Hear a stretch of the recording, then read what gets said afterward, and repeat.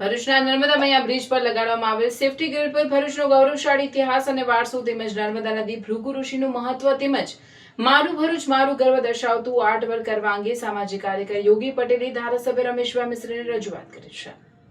યોગી પટેલે ધારાસભ્ય રમેશભાઈ પટેલે કરેલ લેખિત રજૂઆતમાં જણાવ્યું છે કે નર્મદા મૈયા બ્રિજ પર લગાડવામાં આવેલ સેફટી ગ્રીલના કામે 1 વર્ષ પૂર્ણ થયું। આ 1 વર્ષના સમયગાળામાં એક આત્મહત્યા જેવો અનિચ્છનીય બનાવ બન્યો નથી।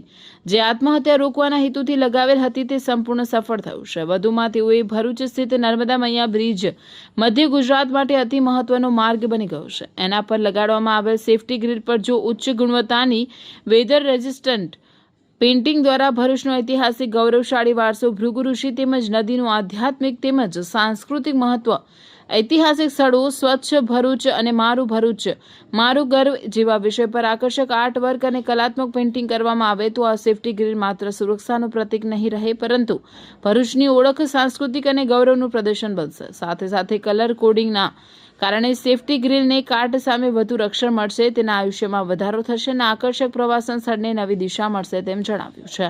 એક આગેવાન શ્રી યોગીભાઈ પટેલ જેઓ છેલ્લા ઘણા સમયથી ભરૂચમાં સંસ્કૃતિ સેવા અને સાક્ષરતાને લગતા જુદા જુદા ક્ષેત્રમાં અનેકવિધ કાર્યક્રમો અને રજૂઆતો વહીવટીતંત્રને ચૂંટાયેલા જનપ્રતિનિધિઓને કરતા રહેતા હોય છે।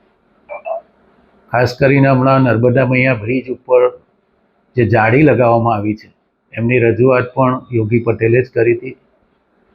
એના કારણે જે આપઘાતના જે બનાવો હતા એ બનતા બંધ થઈ ગયા છે।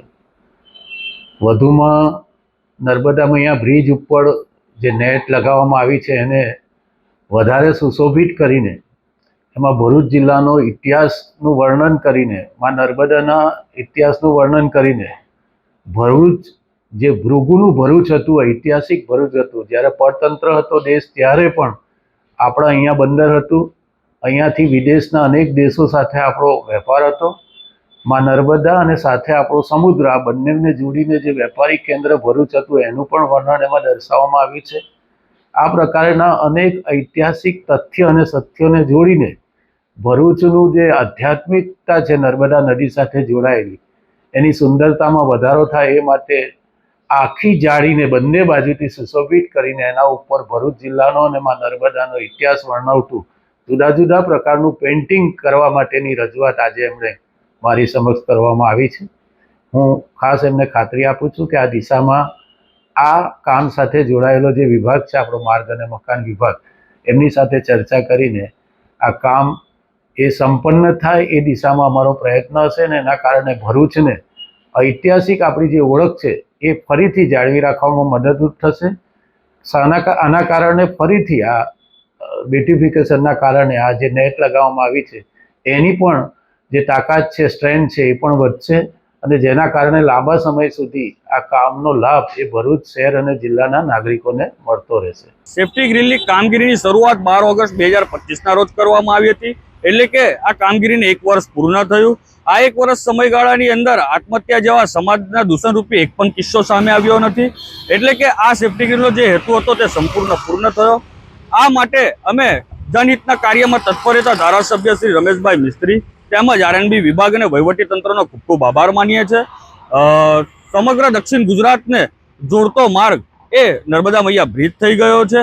આ બ્રિજ પર વેધર રેઝિસ્ટન્ટ કલર કરવામાં આવે અને આ કલર દ્વારા ભરૂચનો ઐતિહાસિક વારસો, માં નર્મદા ભૃગુ ઋષિનું આધ્યાત્મિક સાંસ્કૃતિક મહત્વ, ઐતિહાસિક સ્થળો, સ્વચ્છ ભરૂચ મારું ભરૂચ મારા ગૌરવ વિષય પર કલાત્મક આર્ટવર્ક કરવામાં આવે તો આ ગ્રીલનો હેતુ માત્ર સેફટીનો જ નહીં પરંતુ ભરૂચના ગૌરવશાળી ઇતિહાસ અને સંસ્કૃતિનું સ્થળ બનશે।